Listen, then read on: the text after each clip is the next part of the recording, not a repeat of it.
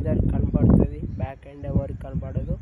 కానీ ఎవ్రీథింగ్ ఇది inter connected. ఎందుకంటే బ్యాక్ ఎండ్ లేనిది ఫ్రంట్ ఎండ్ రాదు, ఫ్రంట్ ఎండ్ లేనిది బ్యాక్ ఎండ్ వర్క్ కాదు, అండ్ పర్పస్ ఉండదు బ్యాక్ ఎండ్కి. సో అందుకే ఏంటంటే రెండు ఇంటర్లింక్డ్ ఉంటాయి అన్నమాట. సో రియల్గా ఒక ఈవెంట్ అయినా ఏమున్నా కానీ ముంగట బాగానే కనపడుతుంది, బ్యాక్ ఎండ్ ఎంత స్ట్రగుల్ ఉంటుంది ఎవరికి తెలియదు. అదే సక్సెస్ కూడా అంతే, ఫ్రంట్ ఎండ్ బాగానే ఉంటుంది, బ్యాక్ ఎండ్ ఎంత వర్క్ అవుతుందో తెలియదు.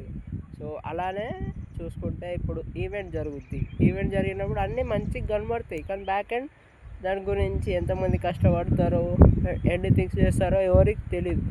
లైఫ్ కూడా అంతే, నీకు కూడా ఒక పర్పస్ ఉంటుంది లైఫ్కి, నువ్వు ఎందుకు జన్మించావని. సో ఆ పర్పస్ నువ్వు వెతుక్కున్నావంటే నీకు ఇంకా ఆలోచన అవసరం ఉండదు.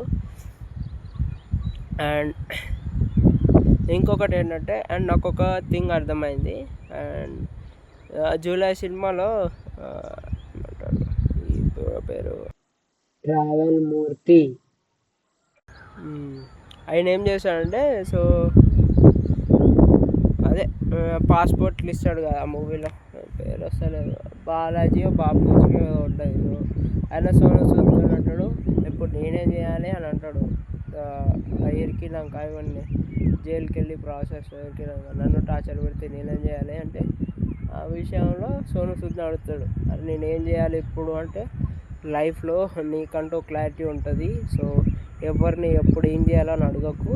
సో దాని నుంచి అయితే నేను నేర్చుకోవచ్చు. బికాస్ సినిమాలో ప్రభావం ఏమో కానీ కొన్ని థింగ్స్ అయితే రియల్గా రిలేట్ అవుతాయి. సో అవే మనం పట్టుకోవాలి. సో